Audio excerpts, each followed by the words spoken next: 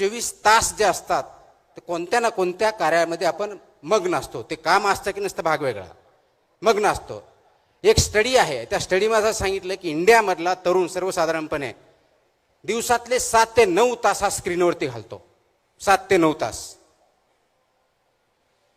आता 7 ते 9 तास ज्यावेळेस स्क्रीनवरती घालतो, त्या स्क्रीनवरती एक स्क्रोल केल्यानंतर, एक अंगठाने एका बोटाने तुम्ही एक स्क्रोल केल्यानंतर किंवा फॉरवर्ड केल्यानंतर विचार करतो का की आज ज्या जोकवरती मी हसलोय त्याचं अल्गोरिदम ऑलरेडी तिथं टिपलं जात आहे. ज्या फोटोवरती मी नॉट लाईक म्हटलंय तो परत आपल्यासमोर येणार नाहीये. ज्याच्यावरती मी टीका केली आहे ते रील्स मला परत भेटणार नाही आहेत. ज्याला मी लाईक केलंय ते सर्व माझ्यासमोर येणार आहेत.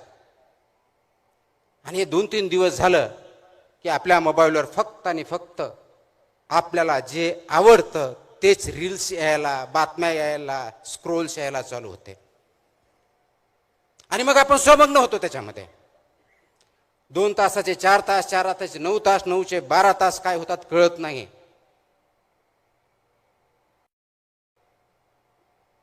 मोबाईल तुम्ही वापरत आहात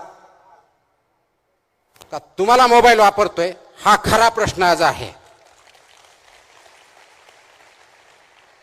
स्क्रीन तुम्ही चालवत आहात का स्क्रीनच तुम्हाला चालवते, याच्यावरती विचार करण्याची, थांबण्याची गरज आज आपल्या सर्वांमध्ये आलेली आहे. मला वाटतं तो जर विचार आपण केला तर अनेक प्रश्न गुंतागुंतीचे जे आपल्याला वाटतात ते सरसकट सुटू शकतात.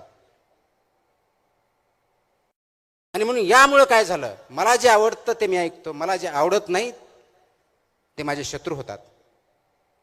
विचार वैविध्य होत नाही. लगेच तंटे, भांडणं व्हायला सुरुवात होतात. ज्यावेळेस विचार असतो त्यामध्ये विविधता असते. मला जे आवडतं त्याच्या व्यतिरिक्त कोणीही बोलला तो माझा शत्रू, मित्र दूरचा शत्रू, वादविवाद पण नाही. आणि आज आपण जर जगाचा इतिहास बघितला, अगदी शेकडो वर्षाचा बघितला, प्रत्येक वेळेस, प्रत्येक शतकात वॉर झालेले आहेत. कधी दगडाने झाले, कधी तलवारीने झाले, कधी बॉम्बगोळ्याने झाले, वर्ल्ड वॉर झाले, केमिकलचे वॉर झाले. आत्ताही जगामध्ये काही ठिकाणी वॉर्स चालू आहेत.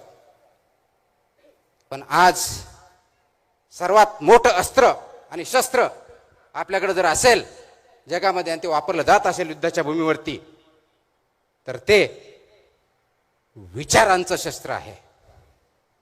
आणि तो विचार ह्या रील्सच्या माध्यमातून, अल्गोरिदमच्या माध्यमातून तुमच्यापर्यंत पोहोचवला जातोय. तुमचा डोपामाइन इन्क्रीज केला जातोय. आणि हे सगळं अल्गोरिदम सिलिकॉन व्हॅलीमध्ये ज्या कंपन्या बनवतात त्यांना 100% माहिती आहे.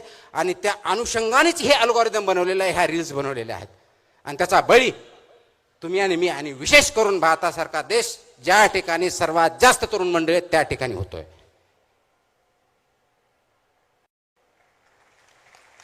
आपण गुलामगिरीच्या बद्दल बोलतो, मला स्वातंत्र्य आहे म्हणतो. स्वातंत्र्यामध्ये आपण आहोत, यस. ब्रिटिशांकडून स्वातंत्र्य भेटलं, गुलामगिरीतून स्वातंत्र्य भेटलं.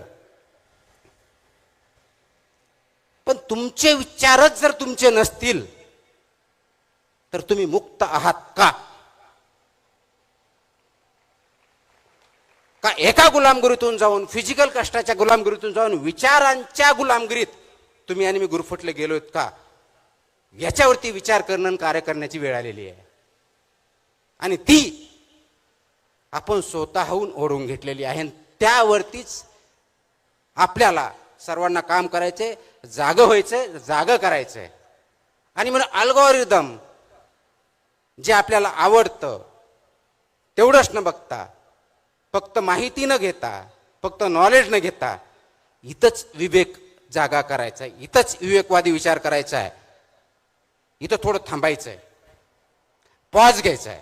मी अनेक वेळेस बोलतो, पॉज घ्या.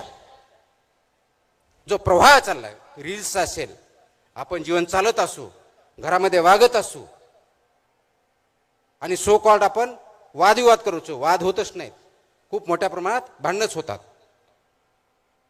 विचारांची देवाणघेवाण होत नाही. फक्त देवाण होते